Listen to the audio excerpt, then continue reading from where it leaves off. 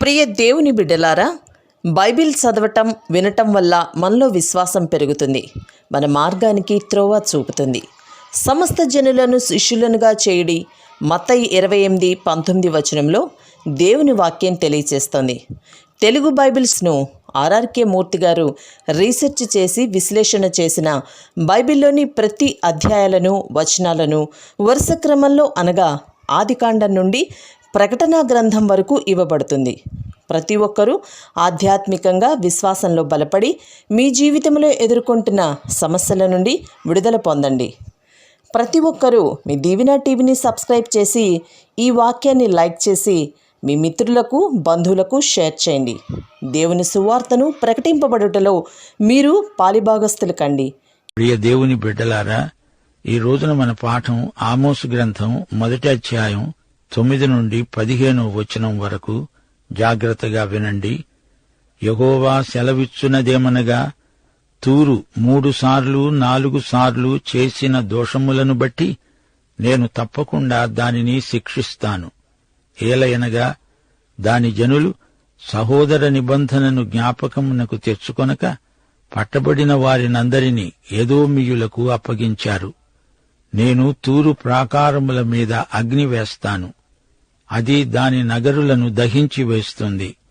యెహోవా సెలవిచ్చున్నదేమనగా, ఎదోము 3 సార్లు 4 సార్లు చేసిన దోషమును బట్టి నేను తప్పకుండా వారిని శిక్షిస్తాను. ఏలయనగా వాడు కనికరము చాలించుకొని ఖడ్గము పట్టుకొని ఎడతెగని కోపముతో తమకు సహోదరుడైన వారిని మానక చీలుస్తూ వచ్చాడు. తేమాను మీద అగ్ని వేస్తాను, అది బొస్రా యొక్క నగరులను దహించి వేస్తుంది. యెహోవా సెలవిచ్చేది ఏమనగా, అమ్మోనీయులు 3 సార్లు 4 సార్లు చేసిన దోషములను బట్టి నేను తప్పకుండా వారిని శిక్షిస్తాను. ఏలయనగా తమ సరిహద్దులను మరీ విశాలము చేయదలచి గిలాదులోని గర్భిణీ స్త్రీల కడుపులు చీల్చారు. రబ్బా యొక్క ప్రాకారము మీద నేను అగ్ని రాజబెడతాను. రణకేకలతోనూ సుడిగాలి వీచేటప్పుడు కలిగే ప్రళయము వలె అది దాని నగరుల మీదికి వచ్చి వాటిని దహించి వేస్తుంది. వారి రాజును అతని అధిపతులను అందరూ చెరలోనికి కొనిపోబడతారని యెహోవా సెలవిస్తున్నాడు. ప్రియశ్రోతలు వింటున్నారా? సంధి ఒడంబడికను భంగపరచినందుకు ఫెనీకే మీదికి తీర్పు రాబోతోంది. ఫెనీకే బానిస వ్యాపారం చేసినందుకే కాదు, బానిసలతో మారుబేరాలు కూడా కొనసాగించింది. ఫిలిష్తీయులు బానిసలను ఫెనీకీయులకు అమ్మితే తిరిగి ఫెనీకీయులు బానిసలను లోకంలో ఉన్న వివిధ జాతులకు మారుబేరానికి అమ్మారు. వీరు ఇశ్రాయేలుతో సంధి ఒడంబడిక చేసుకున్నారు గాని తిరిగి ఆ ఒడంబడికను రద్దుపరుచుకున్నారు. తూరు రాజైన హీరాము దావీదుకు మంచి స్నేహితుడు. చాలా సంవత్సరాలు వారు ఒకరికొకరు ఎంతో సన్నిహితంగా ఉన్నారు. ఇశ్రాయేలు యూదా రాజులు ఎవ్వరూ ఫెనీకే మీద యుద్ధం ప్రకటించి ఉండలేదు గాని ఇప్పుడు ఫెనీకే ఆ సంధి ఒడంబడికను రద్దు చేసుకుంది. తూరు 3-4 సార్లు చేసిన దోషమును బట్టి నేను తప్పకుండా దాన్ని శిక్షిస్తాను అంటున్నాడు దేవుడు. మీ దోషాలన్నీ నేను లెక్కించనక్కర్లేదు, 3-4 చాలు. నిన్ను శిక్షించడానికి ఇవి సరిపోతాయి. సహోదర నిబంధనను మరచిపోయారు. పట్టబడిన వారినందరినీ ఎదోముకు అప్పగించారు. ఇశ్రాయేలుతో తాము చేసుకున్న నిబంధనను త్రోసిపుచ్చారు. మొదట అష్షూరు తూరుపై దండెత్తింది గాని తూరును జయించలేకపోయారు. తూరు ఫెనీకేలో గొప్ప పట్టణం. నెబుకద్నెజరు తూరు వారిని సమీపంలో ఉన్న ఒక ద్వీపానికి తరలించాడు. తూరువారు అక్కడ తమ కోసం ఒక పట్టణం నిర్మించుకున్నారు. వారి పాత పట్టణాన్ని నెబుకద్నెజరు నాశనం చేశాడు. ఆ తరువాత 250 సంవత్సరాలకు అలెగ్జాండర్ వచ్చాడు. తూరువారు నిర్మించుకున్న గొప్ప ద్వీపనగరంపై అతని కన్నులు పడ్డాయి. అక్కడికి రాజమార్గం ఏర్పరిచాడు. ఈ విధంగా యెహెజ్కేలు ప్రవచనం నెరవేరింది. యెహెజ్కేలు 26వ అధ్యాయంలో తూరు నాశనాన్ని గురించిన ప్రవచనమున్నది. తూరు ద్వీప నగరం ధ్వంసమైంది. ఆమోసు చెప్పిన ప్రవచనం కూడా అక్షరాలా నెరవేరింది. ఆ తరువాత ఎదోము మీదికి తీర్పు రానై ఉన్నది. ఎదోముకు కక్ష సాధింపు మనస్తత్వం ఉంది. ఎదోముకు అసూయ మత్సరం ఎక్కువ. ఎదోము జాతి ఏశావు సంతతి, ఇశ్రాయేలేమో యాకోబు సంతతి.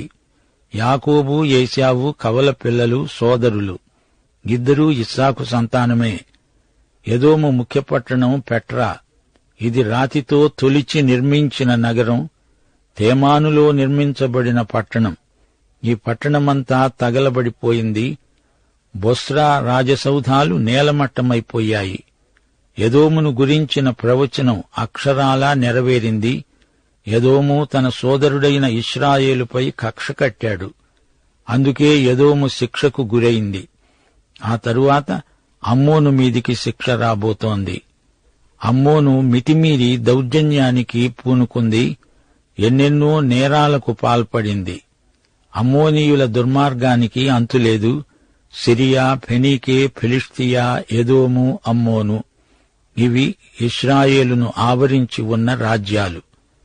అమ్మోనీయులు క్రూరులు. ఎంతటి దౌష్ట్యానికైనా వారు సిద్ధమే. అమ్మోను యొర్దానుకు తూర్పు తీరాన ఉన్నది. గిలాదులో ఉన్న 2.5 గోత్రాలతో వీరు యుద్ధానికి తలపడ్డారు. అమ్మోనీయులు తమ సరిహద్దులను విశాలపరచుకోవాలని ఎగబడ్డారు.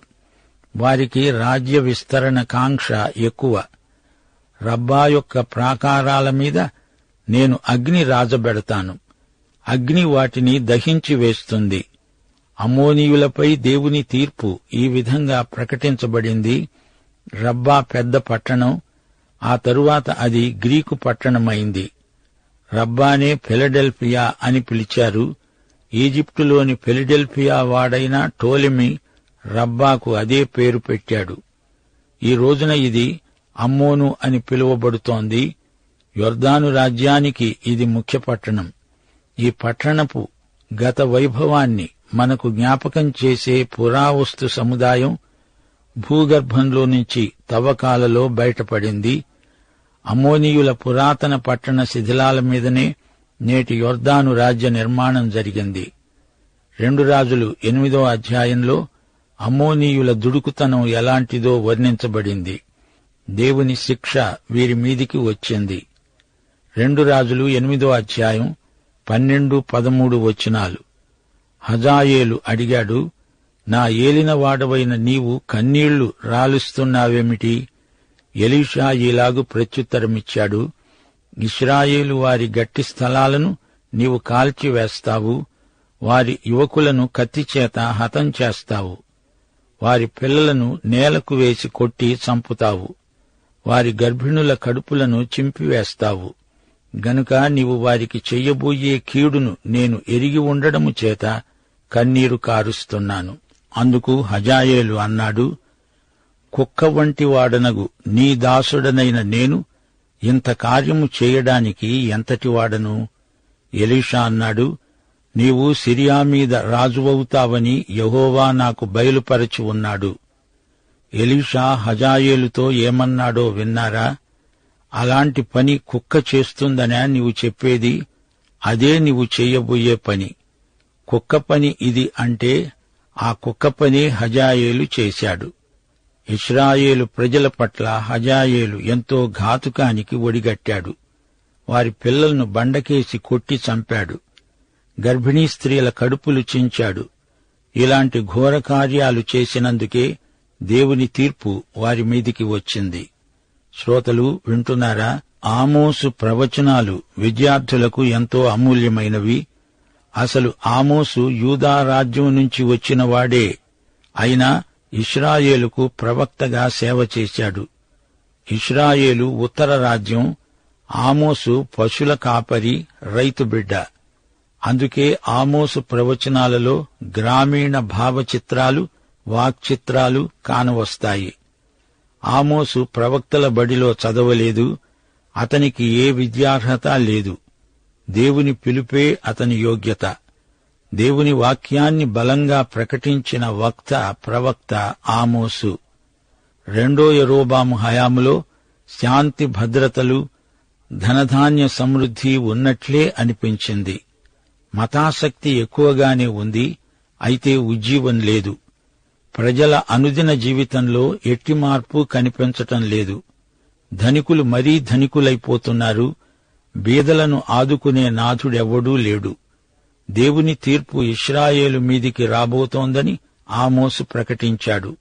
అంతేకాదు, ఇశ్రాయేలు చుట్టూరా ఉన్న అన్యజాతులపైకి కూడా దేవుడు తీర్పు పంపుతాడు. క్రీస్తుపూర్వం 722లో అష్షూరు ద్వారా ఈ నెరవేర్పు రుజువైంది. 1-2 అధ్యాయాలలో మొత్తం 8 తీర్పులు ప్రవచించబడ్డాయి. 3-6 అధ్యాయం వరకు ఇశ్రాయేలు చేసిన పాపాలను గురించి 3 సందేశాలున్నాయి. 7-9 అధ్యాయం వరకు రాబోయే తీర్పులను గురించిన 5 దర్శనాలు. 9 అధ్యాయంలో దేవుని ప్రజల పునరుద్ధరణ సందేశం ఉంది. అపొస్తలుల కార్యములు 15 అధ్యాయం 14-17 వచనం వరకు మా శ్రోతలు గుర్తుంచుకోవలసిన విషయాలున్నాయి.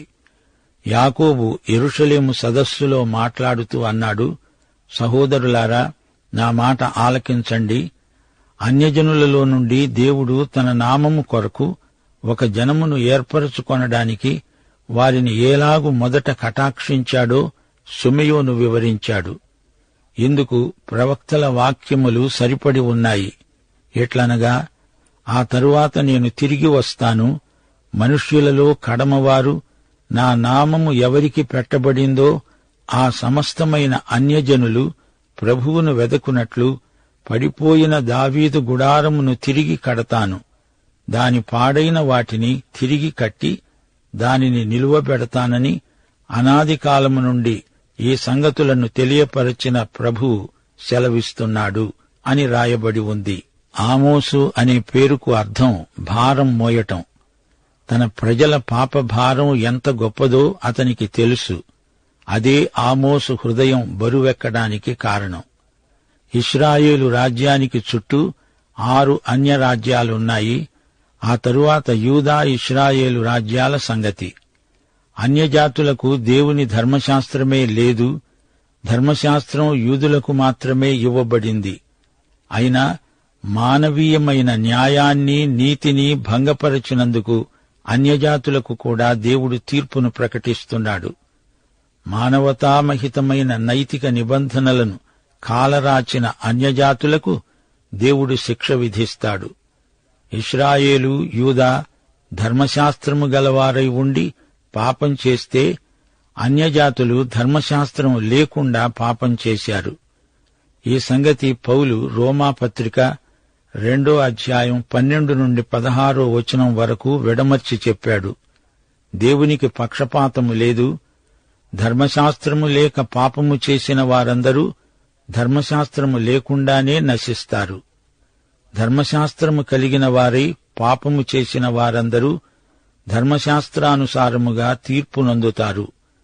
ధర్మశాస్త్రము వినేవారు మాత్రమే దేవుని దృష్టికి నీతిమంతులు కారుగాని ధర్మశాస్త్రమును అనుసరించి ప్రవర్తించేవారే నీతిమంతులుగా ఎంచబడతారు.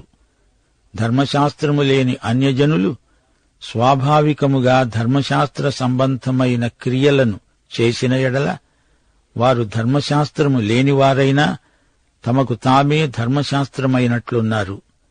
అట్టివారి మనస్సాక్షి కూడా సాక్ష్యమిస్తూ ఉండగా వారి తలంపులు ఒకదాని మీద ఒకటి తప్పుమోపుతూ లేదా తప్పులేదని చెబుతూ ఉండగా ధర్మశాస్త్ర సారము తమ హృదయములందు రాయబడినట్లు చూపుతున్నారు.